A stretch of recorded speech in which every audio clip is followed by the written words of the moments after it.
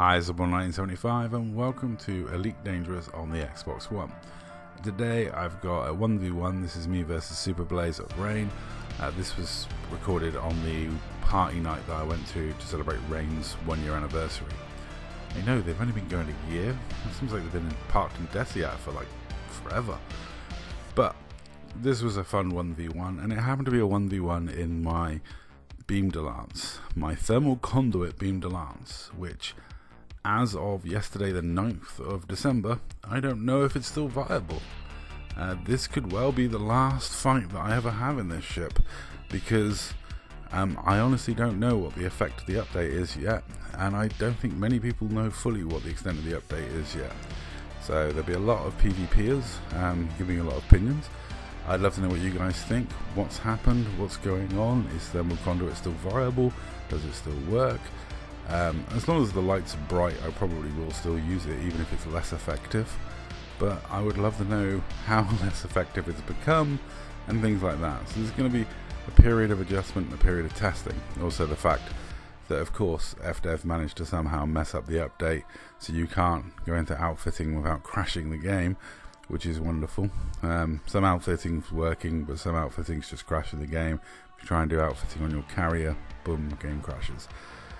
This also leaves me in limbo because I am currently building, have been building a Death Star gunship for a long time now. I'm very slow with my engineering, but yeah, I've been building a Death Star gunship, and now do I bother? Because, you know, all those long-range thermal conduit beams look less appetizing now because we don't know what's happening, and I don't know if it's going to be effective, and I don't know what's going on.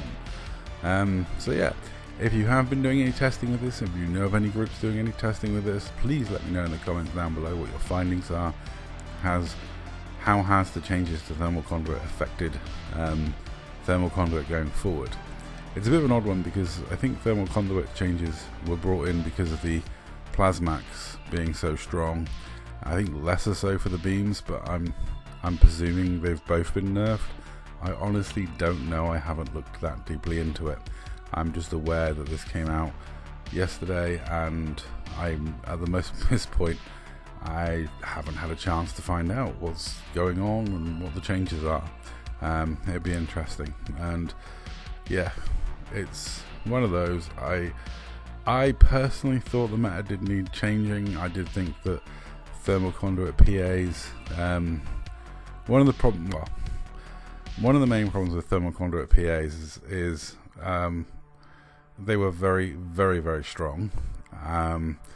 Another problem was there was a few people out there that were sneaking in using standard ammo or a premium ammo of sorts, and adding that in just made them really abusively overpowered. But even like someone who definitely doesn't use premium or ever would use premium, you get the person in the right ship at the right heat at the right distance, and the damage was horrific. Even in this ship, even my beam de lance, I mean, it's very strong. It's a very strong amount of damage output if you get the right distance at the right heat.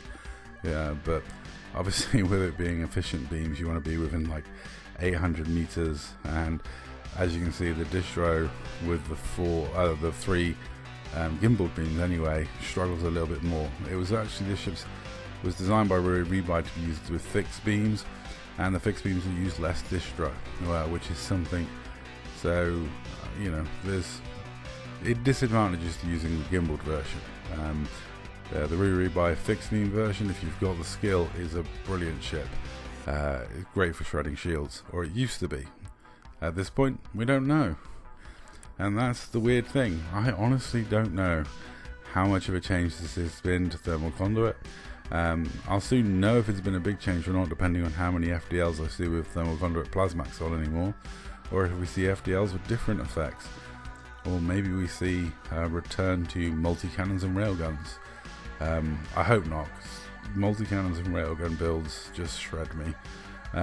So, if people move to multi-cannon railgun builds, then I'm going to have to change some of my ships to compensate. But that's part of the fun of Elite Dangerous, is the rock, paper, scissors constant adjustment thing. Yeah. I'd love to know what you guys think. If you're a PvPer and you have looked into this, if you're someone that has done some of the maths, please let me know in the comments down below how strong or how weak Thermal Conduit has become.